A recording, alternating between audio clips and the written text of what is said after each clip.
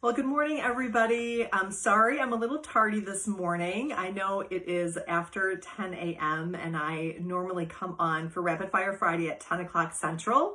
I had a little change of plans this morning, which is going to be our first topic of conversation. But before I dive in, I just want to welcome everyone and thank you so much for being here and all. Thank you to those that are watching the replay. My name is Annette Conrad. If you are new to the community, and I am the owner and lead creative for Edible Impressions, a company I founded over 17 years ago from a hobby. So I created this community for a place for me to share my love and passion for all things cookie decorating. And I'm also here to share a little bit about my journey and some strategies for you to be able to up-level your hobby decorating skills, or if you are interested in taking the leap from hobbyist to business owner. Maybe not full-time, maybe you're just looking to move that hobby into a side gig where it's going to offer you some extra cash flow for your livelihood, or you're going to take that full-time leap. So please take advantage of my 24 years of events planning experience and my 17 years of experience of running my nationwide profitable business. And so I welcome you to Rapid Fire Friday. If this is your first Rapid Fire Friday, I'm so excited that you're here. And if you want to binge watch these, I have downloaded them to YouTube, or just go in the events section of the group and you can watch previous episodes. They are jam-packed full with a lot of golden nuggets. So what is Rapid Fire Friday? Basically, I look at the last week, and so I'm involved in a lot of other groups, of course, in my community here, a Cookie Decorating Hobby to Business 101. I have lots of interaction with other business owners and, of course, my clients. And so I pick 5 things or 5 areas of interest that I think may interest you, and I bring them to the table in a rapid fire format. So sometimes they're in the form of a question, sometimes it's a scenario, sometimes it's related to decorating, and sometimes it's related to business. Now, as you can tell, I do talk very quickly, so don't worry if you want to come back and watch the replay, no problem. And I also do welcome your questions, or if you want to go deeper on any one of these topics, just post that in the feed, and then I will come back post-event and answer those for you. Okay, so, and just so you know where I'm broadcasting from, I'm just north of downtown Milwaukee, Wisconsin. And again, I'm the owner of Edible Impressions. It's a company that my team and I, what we do is we provide hand-decorated, custom-designed cookies for personal and professional celebrations. So just kind of keep that in mind. Okay, so after each question or scenario, I will ring the bell and we'll move on. And my goal is to keep it to 10 to 15 minutes, but we'll see. Sometimes I get overly excited and go a little longer, but we'll see how it goes. Okay, so the first one is I want to talk about calendar blocking and just prioritizing your week. And then prioritizing your day, and then all the way down to the hour. So today is a perfect example to bring this topic up because I was a little tardy today. So let me explain why I was a little tardy, as I really like to keep on track. I'm a true believer in keeping a calendar. I'm a true believer in calendar blocking, meaning that you set time aside for certain tasks. I love batching. On my calendar, batching is... long story short, is when you decide to do one particular task, one themed task, but you do them all, you do a bunch of them all in a row rather than breaking them out throughout the week or throughout a month or so. So anyway, so long story short, what happened this morning is I calendar blocked some time to do some final packaging for some of our pickups today. And I was expecting a few folks to stop over, and the times changed on one in particular. Well, that one pickup was with a really beautiful friend that I have. And so I didn't want to interrupt our flow of conversation. I didn't want to rush her because, you know what, today's her birthday too. So I took the opportunity to spend some time to talk with her to see how things are going and thank her for the opportunity. And so that is why I was a little tardy. I prioritized what was most important. Not to say this is not important, okay? Don't misunderstand what I'm saying. You are all important to me. But when you're talking about a personal interaction that you can have with someone, especially with a client and especially for someone who's become a friend, I made the choice that at that moment, it was more important for me to be present with that person than come online, because I knew you guys would be here and I knew that I was going to have the replay available for you. So you can see that sometimes you do need to make that executive decision And sometimes it's something that you didn't plan for. Okay, so I thought that was a really good first topic for this week to talk about that. All right, thank you so much for being here. I see some of the regulars. Hi, Lisa and Karen and Penny. I really do appreciate you being here live. I know a lot of people watch the replay, so do type in the feed replay. And let me know what your biggest takeaway is. I'm always really curious to see what topic of the 5 really interested you the most. Okay, so here's the next one. How much do you all charge for cookies with edible images versus cookies with royal icing?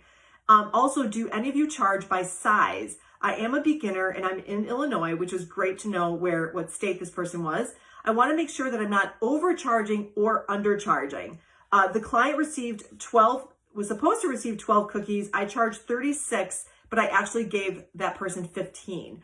So really good question. Actually, this came in from a new member in the community, and I appreciate that because as you guys have known, that pricing is typically one of the biggest challenges people have, and it can be really confusing. And I know you can be a little worried, am I overcharging, am I undercharging? But what you have to do is just go in and just start at where you feel is a right price. But just know that once you set your pricing, you don't have to keep it there for, let's say, a full year. I know we've talked about presentation and pricing. We'll continue to talk about presentation and pricing, but I'll just answer this question. So what I do and what Edible Impressions does for our edible images is our starting price for an individually bagged custom logo cookie starts at $5. But based on the presentation, that price per cookie could go all the way up to $9.75 per cookie. Okay? You did not mishear me. I said $9.75. Okay?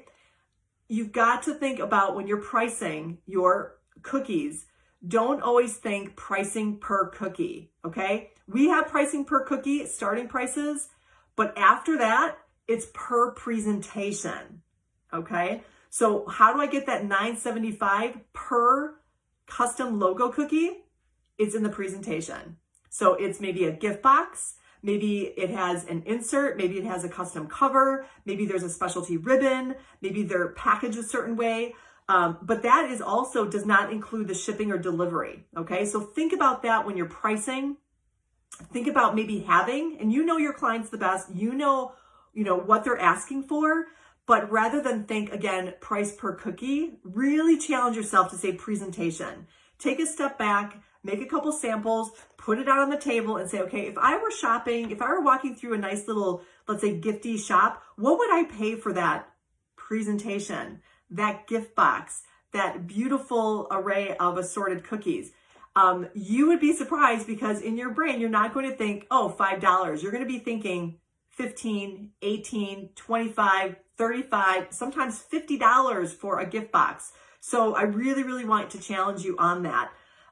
Basically what we do here, and I'll go on soon to the next question, is consider when you price, and I know I did a whole masterclass on pricing, so it's definitely worth going back to, but how we determine our pricing is based on the quantity of the design, the size, the packaging, the delivery method, and the decorating technique. And again, I don't bother my client with all of those specifications. The order form that I have them fill out gives me a little bit of their vision, which then I can determine what that price for that presentation is going to be. So that's a really good topic. I will always talk about presentation and pricing. I'm very passionate about that because I want to make sure you are getting paid for the value of your work, okay? And not everybody is going to appreciate, not everybody's going to have that ability to pay you that level, but it's up to you and who do you want your clients to be, okay? So I could go on and on about that, as you guys all know. Okay, so here's another one. Can we talk pans for a minute? I'm so frustrated and keep having this issue with inconsistent bakes. Cookies on the outside of my pans are almost done, where the center cookies are almost completely raw. I'm not overloading my pan, and it doesn't seem to be an issue with mini bites, only full-size cookies. The only thing I can think of is the quality of my pans. In my pre-cookie days, I always baked with pans I purchased at a kitchen supply store, but when I needed to add to my inventory, my husband got me a ton of new pans. Okay, so long story short, this person was having issues, and there was a picture with this post. And there was definitely inconsistencies in the bake. The body, she had some of them flipped over and they were actually pretty brown. And some of them, I couldn't tell if they were almost burnt. Like some of the pieces that were on the tray were dark black. So really inconsistent. And so there were a lot of folks that chimed in and I think were really helpful. But here what we use are aluminum pans with parchment. And I think what she was using these plastic sheets that she found, almost like a silicone mat. I couldn't tell exactly where they were from. I don't know if they were from a well-known brand or if they were, you know, just something that was found, you know, I'm not sure where, but anyway, so my point is try aluminum pans, use parchment. I don't use silicone pans or silicone mats. I only use those for select bakes, but not my sugar cookies. They work really well for macarons and other bakes, but I've not had a lot of luck with those because I feel like the butter melts really fast and there's more spreading when I use those silicone mats. And then a couple other community members had really good input. One gal said that she lowers her temperature and then rotates the pans. And we do also, even with our new convection ovens, we still halfway through pull and rotate the pans. And that seems to help. So this person had recommended lowering the temperature, rotating the pans. And that seemed to help with, you know, having more of an even bake. So yeah, so there's just a little bit of information there on that. All right. Thank you so much for being here. Hello. Good morning to Anna and Sherry and Jennifer. Appreciate you being here.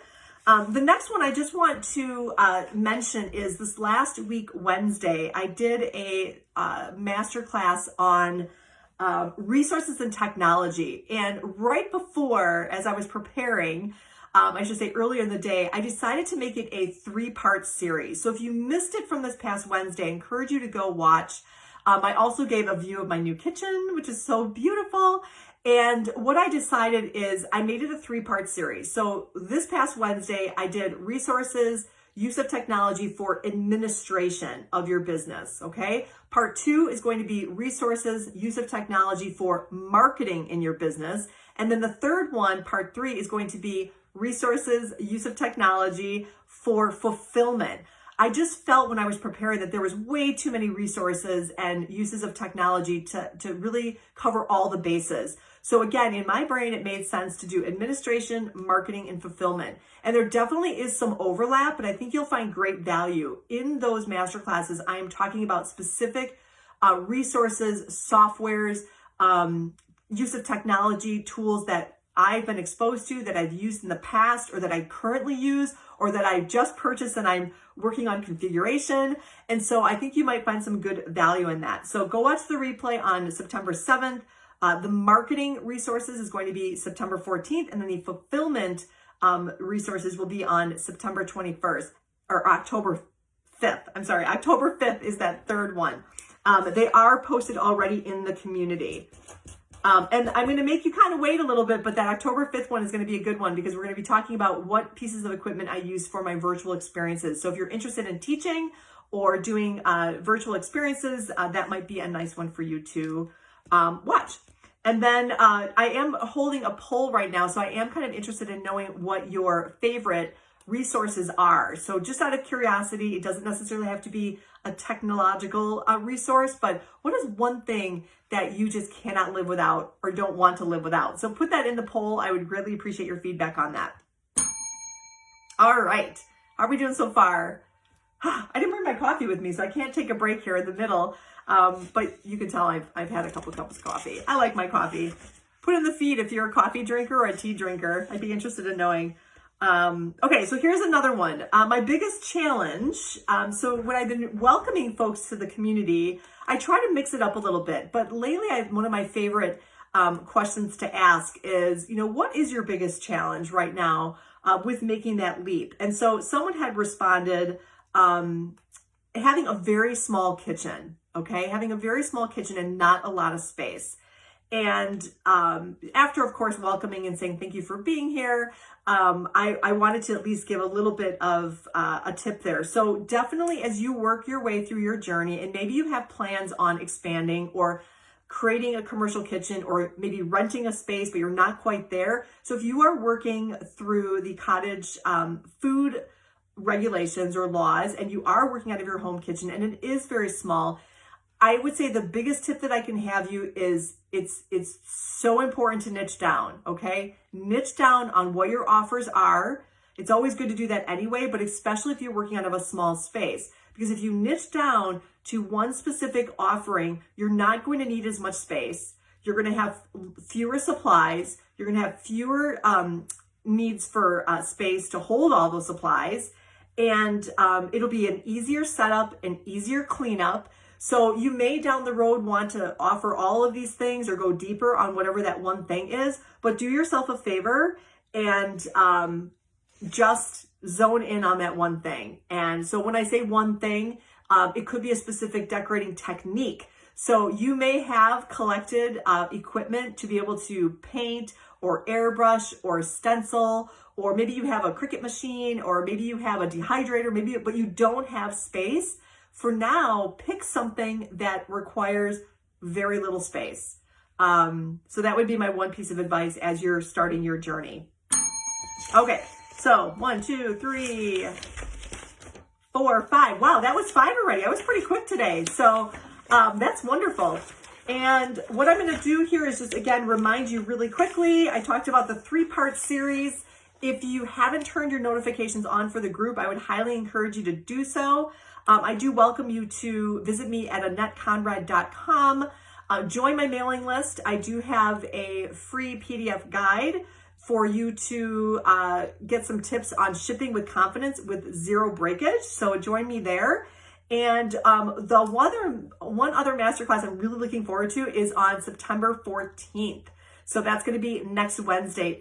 We are here. It's finally here. You've been asking for it. It's mixing colors and busting those myths about mixing colors. And again, I'm doing another short poll within the event. So chime in. Let me know what brand color gels or powders that you're using. I am going to be showcasing America Color. It seems like a lot of folks use America Color. I have experience with some other brands, but I'm going to focus on mixing colors with America Color. And I'm really looking forward to that one. So I really do appreciate your time. Thank you for listening. I know you have lots of options, and I really do enjoy being here in the community. And thank you to all those members, and particularly to those that are very engaging. I really appreciate those that are in here and answering questions and asking questions and offering advice. It really makes it for just a really warm welcome for those new members specifically. And I always want to thank my founding members as well. So I hope you have a wonderful weekend. I'm taking a quick weekend away, but we'll see you all very soon. Thanks, everybody.